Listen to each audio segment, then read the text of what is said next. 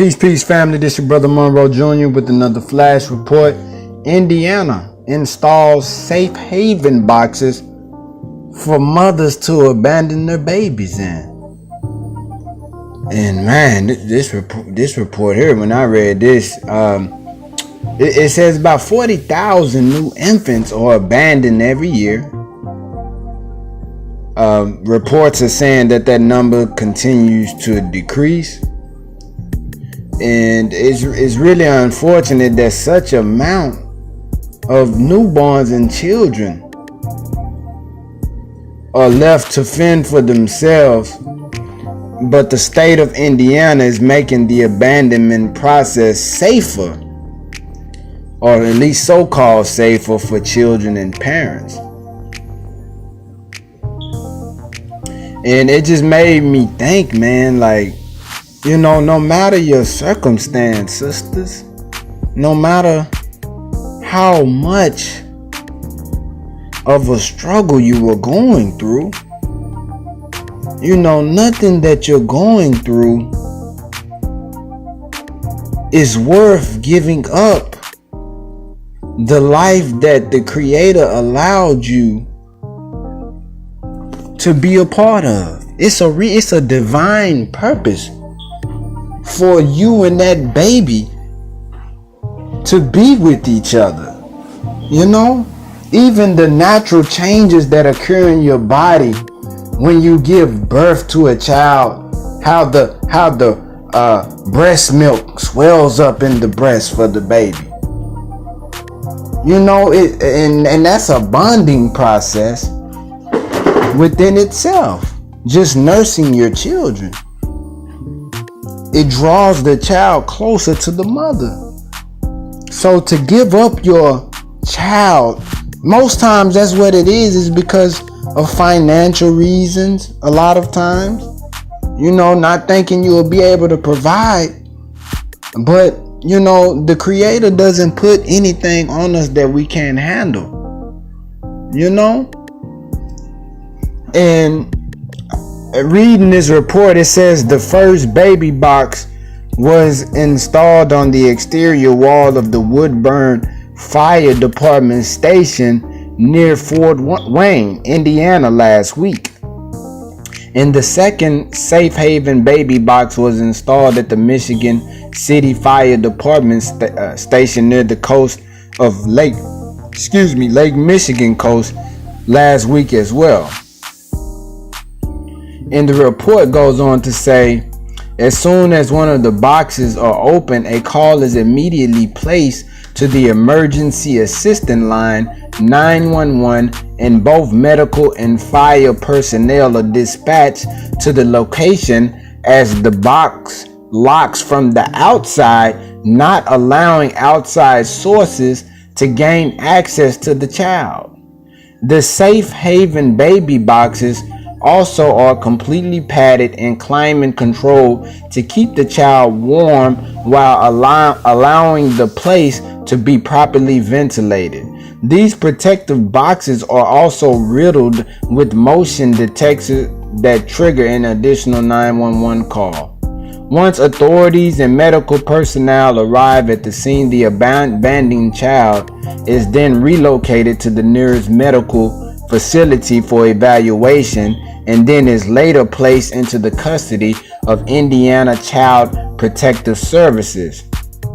According to Kelsey, her nonprofit organization has been getting an influx of calls from women seeking adoption, referrals, as well as more information about the boxes themselves, despite the fact that the safe haven baby boxes haven't been utilized as of yet. While speaking with NBC, Kelsey had this to say about her reasoning for curating this concept. The lady whose nonprofit organization, she's just giving a testimony saying how she was abandoned as an infant back in 1973. So she's saying that she's always been very close to the safe haven law. And the source of this report is NBCnews.com. But I mean, I can see from both perspectives. I can see from the state trying to step in to help kind of regulate, the babies being abandoned, instead of leaving the baby in a dumpster or a trash can. Hey, take it to this place. We'll assist in getting the baby placed in a facility or with the family. I can understand that, but on the flip side of that is like, what's the morality, what's the character, what's the integrity of the people that you're leaving your children with, your baby with? See, I mean, you gotta think about that. You don't know the mindset of the people that are getting access to these babies, and their motives and their intentions. That, man, that's another thing, and then a lot of times it is from, so sometimes it's financial struggle that propels a woman to want to give up her baby. Sometimes it's maybe it's a young sister who got pregnant, right? Had the baby, is ashamed. Well, I can't even say. Well, yeah, it's hard to hide a pregnancy, but she wants to give up that child for not, well, yeah. Most time it's financial. Most time it's financial, because you really can't hide a pregnancy for 9 months. I mean, it becomes pretty obvious most times near the end of the pregnancy, unless she just completely stayed away from her family for the entire pregnancy. But it's really sad, that this is going on at such a high rate, and you can best believe it's blacks and Latinos, mostly blacks, that's probably giving up their babies. Maybe some poor whites.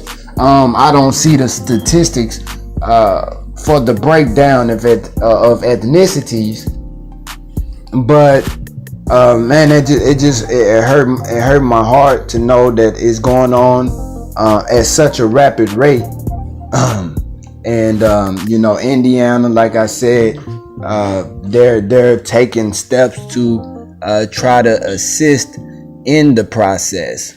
So it is what it is. If the church or the mosque in our communities are not stepping up to create something that will allow these women to give them over into trustworthy hands, then we can't blame the government for stepping in and trying to assist, right? So, and we can't blame other non-profit organizations that are not rooted in our community for striving to offer or render those services. If us in the cities, if we're not thinking about those type of things that's very prevalent in our communities. Women giving up their babies, leaving them in trash cans, dumpsters. This kind of stuff is going on, and man, it kind of brought it back to the forefront of my mind. I'm actually glad I came across this report. I hope that this report actually pricks all of our minds and our consciousness, because it's something that we do need to. It's a service that we need to come together as a collective and choose trustworthy people, and we need to offer the same services. This is your brother Monroe Jr. I'm signing off. Peace.